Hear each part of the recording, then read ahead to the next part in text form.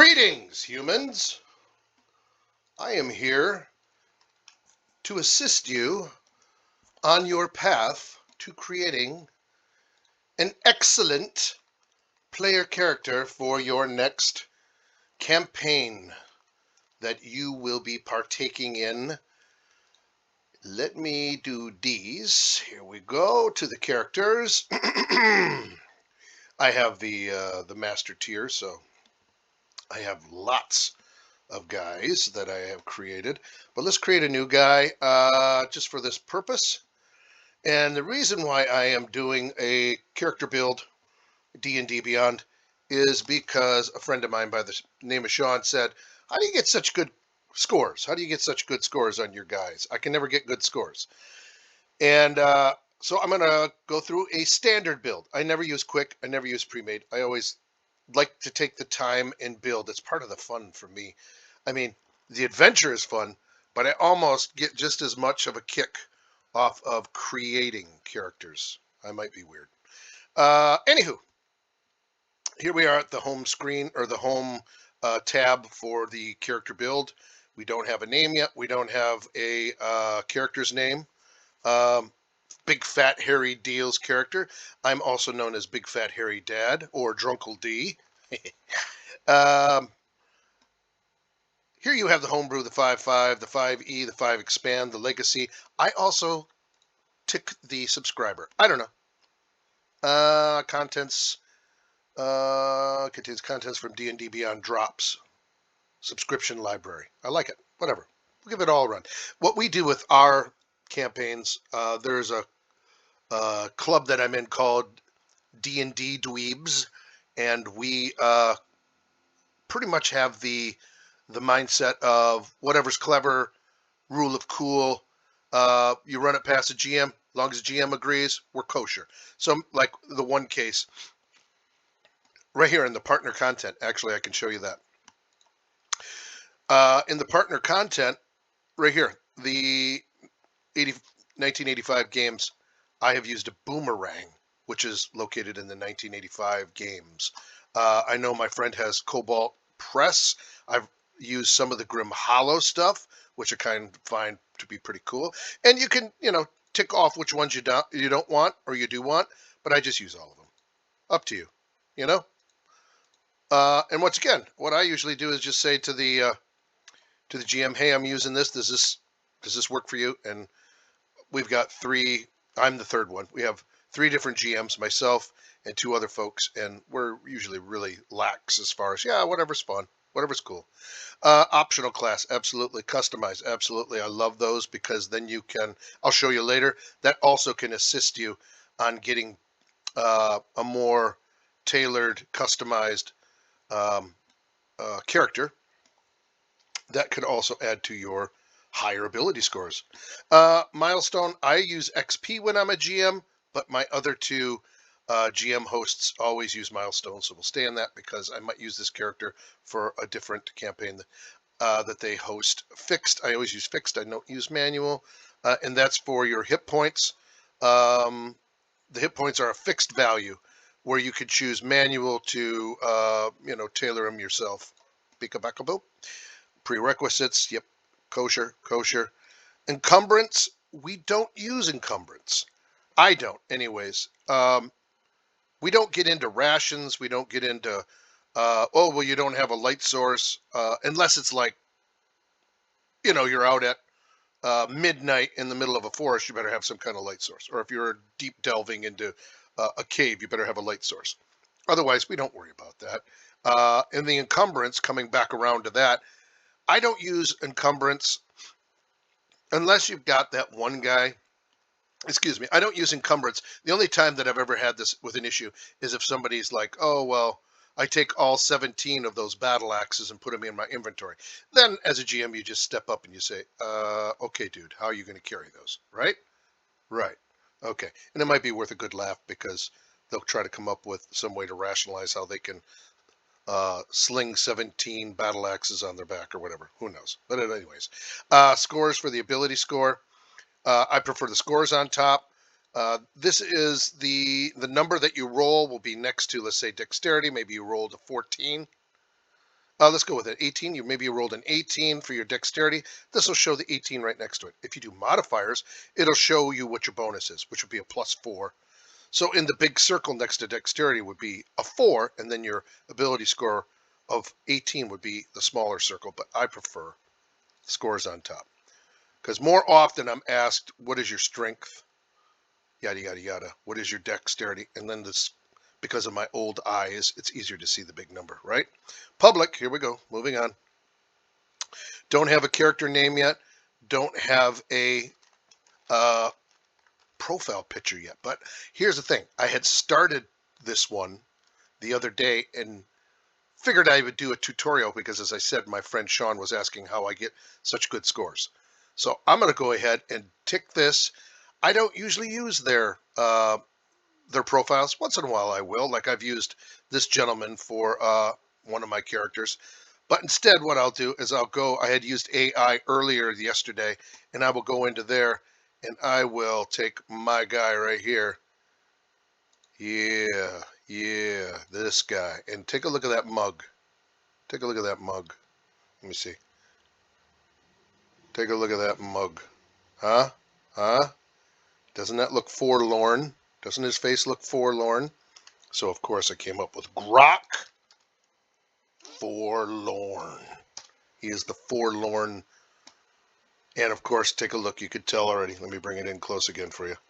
You could tell. What character class am I going for? Yeah, he was going to be a ranger. Arrows, ranger's cloak. Kind of gives it away. Backing out. Okay, choosing the class. Ranger is what I said, and I can't remember which is which, because there's the 5E and then there's the 5.5. This has weapon mastery, but it's not. I always thought a long time ago that weapon mastery would give you a bonus, a plus bonus, but it does not. It does add some cool things, like with the longbow. Every time you hit them with the longbow, if you have a mastery on your longbow, it will take their ability to move down 10 to a minimum of 10. So maybe they have movement of 30, you hit them twice, now they can only move 10. See what I'm getting at? But and like with longsword, the mastery allows you to, if you hit them with it successfully, before your next turn, they are at disadvantage to attack, which is cool, but I prefer this ranger down here. Let me show you why. Beep, beep, beep. Hits proficiency favored enemy. Okay. If you choose the other one, if you choose the ranger from the 5.5E, you are given hunter's mark. If you choose the ranger from the old 5E, not 5.5, you get the, oops, went past it, the favored enemy, which I prefer. And let me show you why. See, remember I said fixed hit points? This is why. You're starting exactly with 10. So it gives you the maximum amount. You're a 10-sided character because you are a ranger. So therefore, every time you level up, you will get 10 hit points. If you would have used manual, you roll it, and whatever die you get, or whatever number you get out of the 10-sided die. So I could like be second level and only have 12 hit points. Well, this way, second level, I've got 20 hit points. I know what you're saying. That's cheating, Derek. I don't care. Kiss my grits. And some people say, oh, you make superheroes. Well, here's what I say. Don't send my guy against one skeleton because he's such high scores and he's such a superhero. Make him face 10 skeletons. See what I'm saying? Levels it out, balances it out. Here we go. Proficiencies. Some people say, okay, Derek, you're running a ranger, so you need survival, you need stealth, and you need nature. Okay, maybe that's your way of doing things. I never use stealth. Rarely, if ever. I rarely ever get asked for a survival roll. I rarely ever get asked for a nature roll. But you know what I do get asked from a GM all the time? Investigation. What else do I always get asked? Perception. What can you hear behind that locked door? Okay. And then I would go athletics, but here's what's going to happen. I'll explain to you. I'm going to end up taking the soldier's background, excuse me, soldier's background, which is going to give you athletics anyways. So now I'm going to have a choice between these guys, and I rarely ever get asked for insight. But you know what insight is good for? Insight is he lying to you or is he not lying to you? That aristocrat that's sending you down into the basement to attack one spider, and he's lying to you because there's a swarm. Okay, you want to check if he's lying? Insight. Let's get it. That makes sense. So we'll be proficient in insight.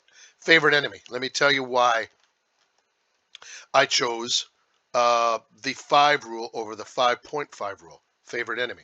Because here's what's happening. You get to choose the beastie that you are or that you get a bonus on, a bonus for attacking. Let me just read it right here to you. You track. You're studying of tracking hunting. Choose a favored. You have advantage on wisdom survival checks. Look at here. I get an advantage on my wisdom even though I didn't, or on my survival even though I didn't choose it. When you gain this feature, you also learn 1 language of your choice. That's awesome. You choose an additional favorite enemy. Language 6 to 10. Okay, I thought it gave you a bonus. My apologies. I was bragging this up. I thought it gave you like a +1 on your attack against these enemies. I think that was the old school. I think that was 2E rules. Correct me if I'm wrong. I think I am. Anyways, so here's my choices.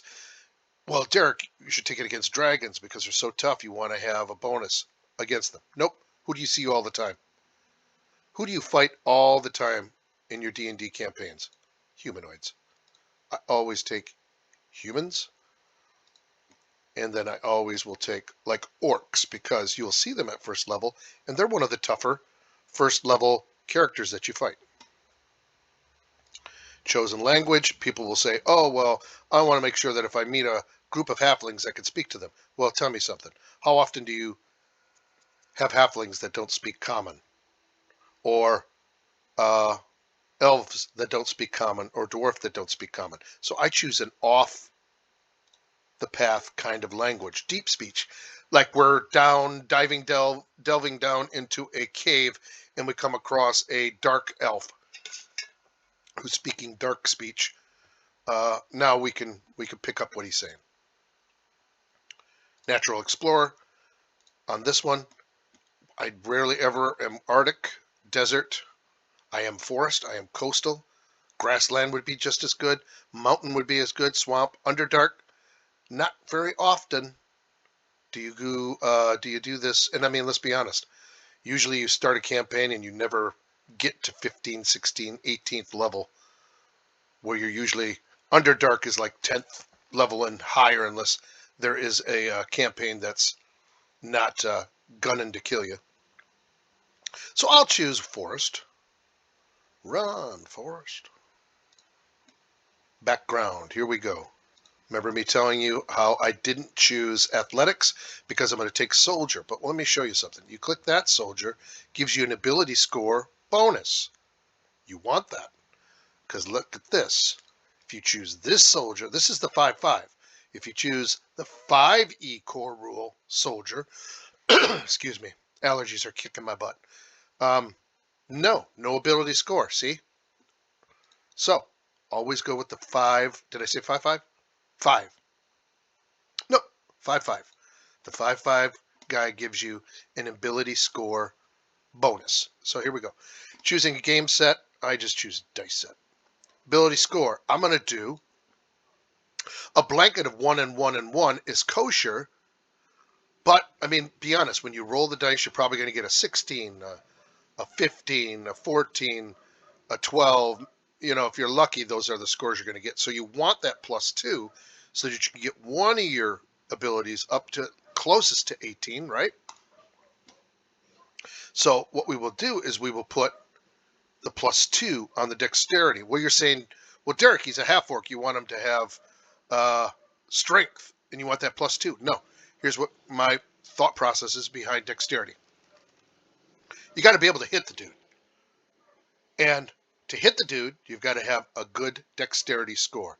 And I want to get that dexterity at 18 because an 18 dexterity is going to give me a +4 bonus to my attack. So you want that. So this guy, sure, we'll put this into strength. Okay, so the +1's on strength, the +2 is on dexterity. Next,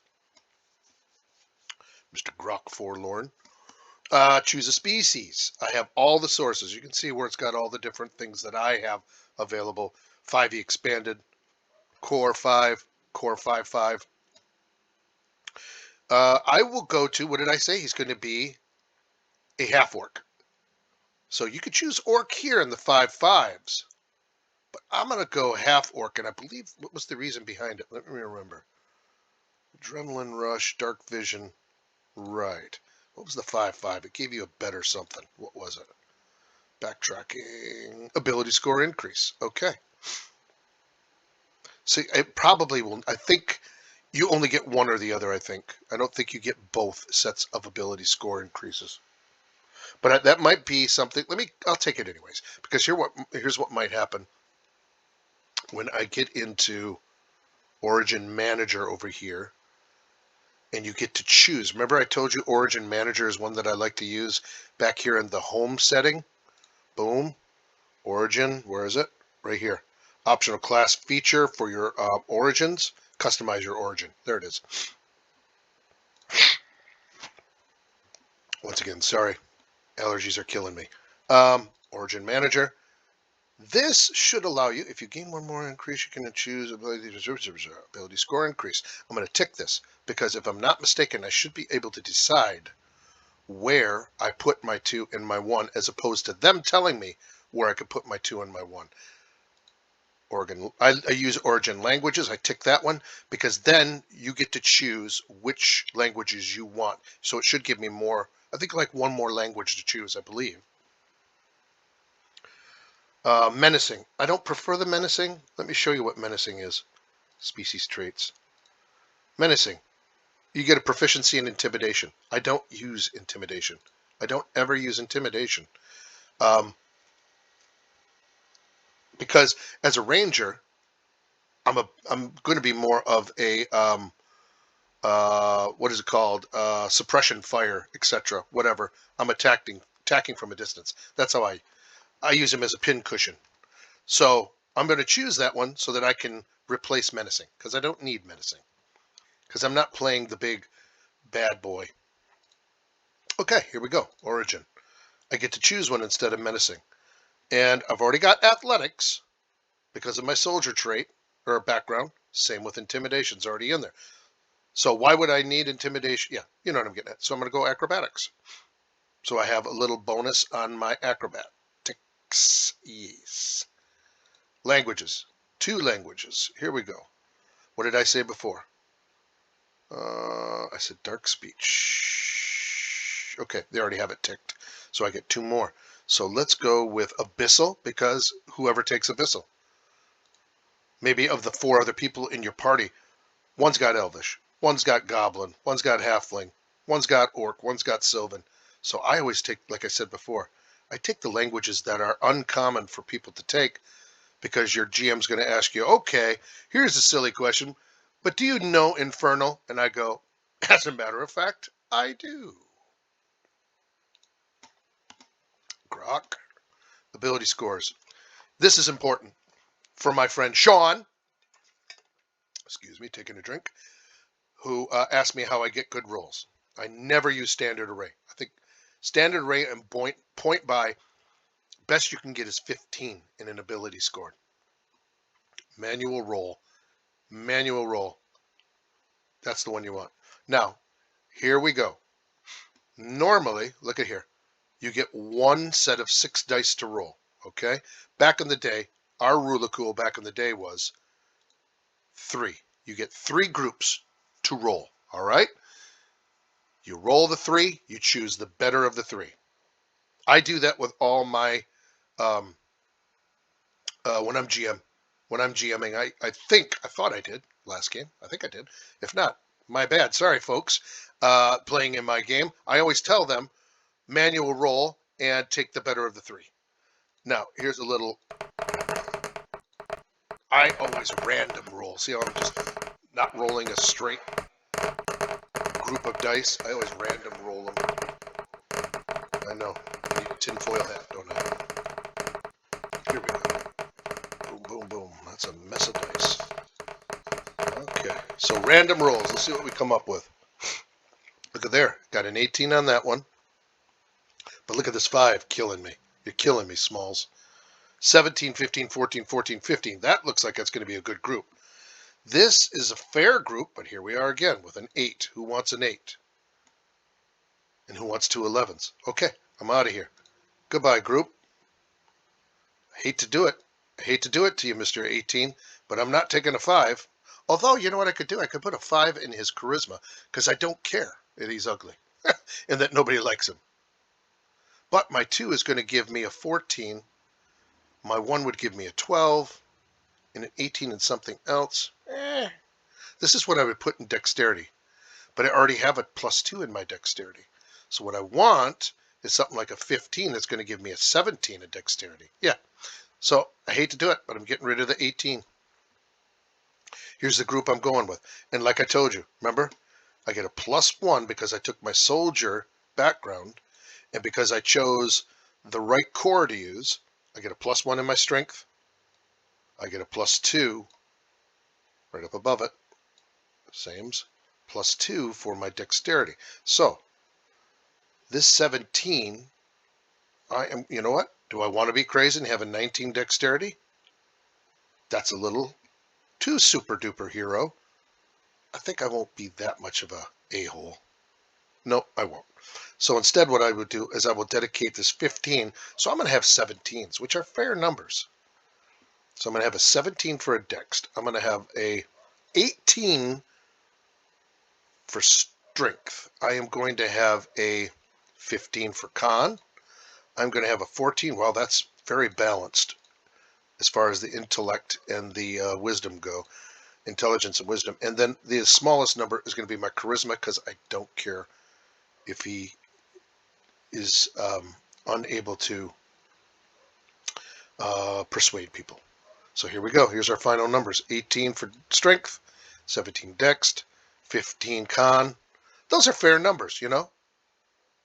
He's a superhero, but he's not too super.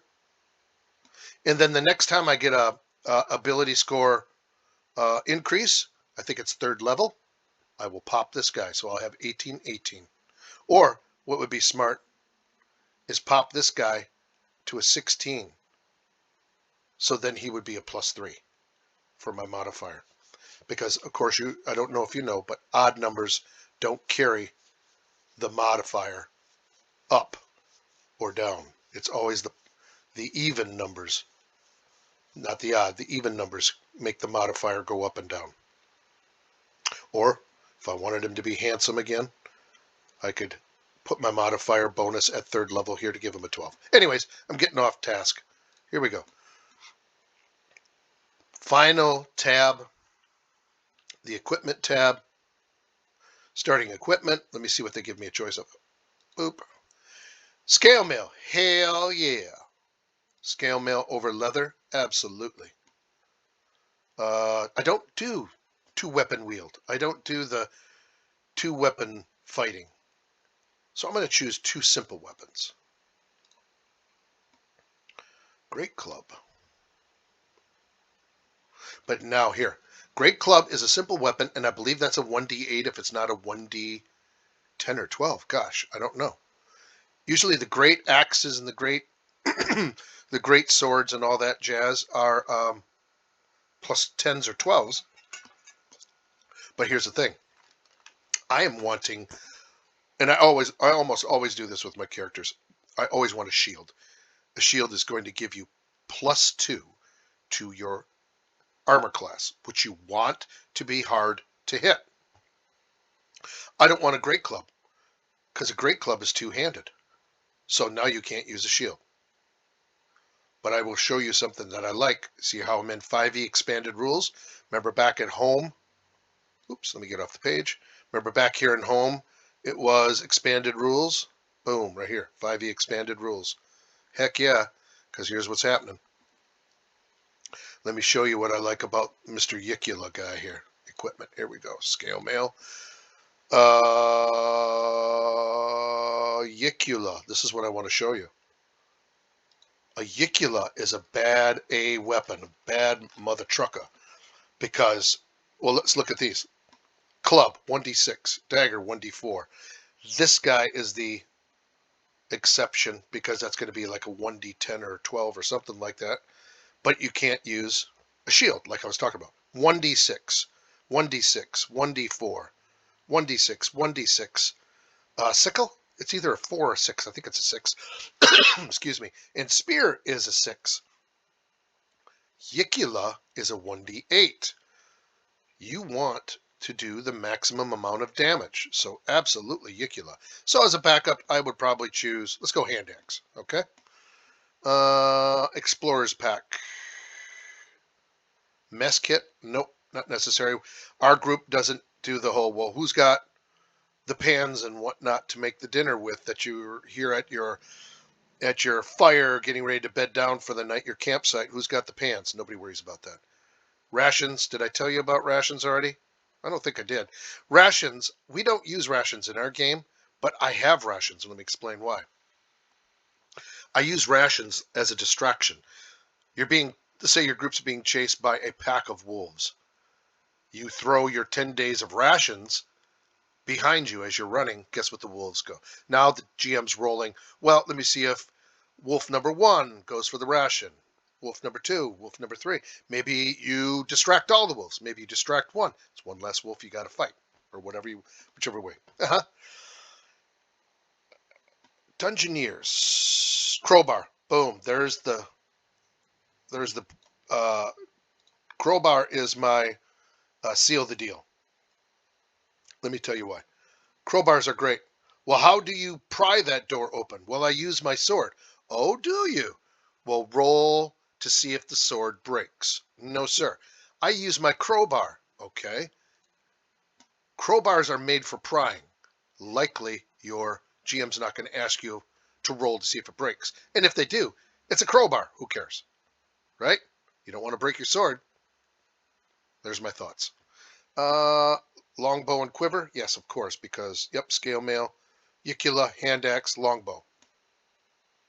We don't need, because this is our soldier trait, our soldier background, could give us a spear, a short bow. Some people are like, oh yeah, give me all the stuff I can carry. No. I already have a longbow. I don't need this. I already have a Yicula. I don't need a spear. But there is one thing I will tell you about Yicula. It is not a thrown weapon because it is unbalanced. A Yicula is basically a short spear. But when you think of a short spear, you think of a small blade at the end, a small little stubby pointy end, right? The Yicula is basically like a dagger length blade at the end of a quarter staff, but it would be a half staff because I think it's only like 4 foot long. Yeah, so spear, if you're into throwing spears, hey, that's your thing. But I look at this as a redundancy. I don't need it. I don't need that extra stuff. I'd rather take the G. Give me the gold. Add it. There's my 50 for electing not to use the soldier package. Here's my Yicula. I always go through to make sure that I don't have doubles of anything. Now, I can go here and click this wear button, and I can click the wield and the wield to make sure those are in hand and ready to be used. But I always go to the last page, which is the character sheet, and then I go through it this way. Anyways, I will get to the character sheet inventory in a second. Here's my final character sheet. 18 strength, 17 dex, 15 constitution. This is like a superhero. And that's how I rolled in order to get those big numbers. 12, that's not bad for hit points. I mean, I think he would have had 14 otherwise, right? Would have been a +4. If I would have put an 18 into it, it would have been a +4. So he would have got 14. Yep. So at 16, he would have been 13. At 18, he would have been 14 hit points. But that's not bad. 12, first level. +3 on my initiative because of my 17. If I would have had an 18, this would have been a +4. Well, here's what I want to show you. Here's your armor class, 13. His natural armor with nothing on is a 13. And that's because he's got such a sweet dexterity of 17. But here, let's get into inventory. Let me show you something. Go down here. Yeah, right? Scale mail. What was I? 13? Now look. 16. Oh, you know what I forgot to do? Was add a shield. Remember I told you I wanted to buy a shield? I can add it here, but let's just go back so I can show you how you do it. Go to the Manage button, Characters, and let me go to Equipment, and then I will show you how to add it here, which is this button here, Add Items. Put it in, Shield. I before E. Here it is. Here's our shield. Now, I want to be fair. How much does a shield cost? 10 gold. Okay, so I will go now. Let me get this off of here. The Add Items button. Now we'll go to Currency. How much was it? I'm sorry. Got distracted. What did I say the shield cost? 10. Okay, so I will go here and take 10 off. Puts me at 40. Boop. We're in. All right, go back to your page. Character page, character sheet. Okay, back to inventory. Roll it up. Roll it up, Ed. There's our 16 that you can see right there. Now, here's that shield. Watch this. Boom. Now he's an 18. That's important. You want to make sure you're hard to hit. An 18 is very hard to hit. So I've used scale mail, shield. So not only do I have decent ability scores, but I'm harder to hit. You want to tick these because you want to make sure you have your arrows equipped, hand axe, longbow, Yicula, my guy that is 1d8. Boom. And I get a +4 because of my strength. Because of my strength bonus, I get a +4 on it. Boom. I add my backpack, so I've got my crowbar, my hammer, and all that ready to use whenever I'm ready for it. It's important to have those ticked, by the way.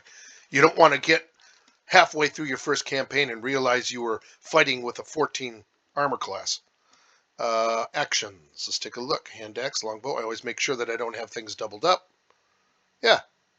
+6 on my unarmed. 5 on the longbow. Yeah.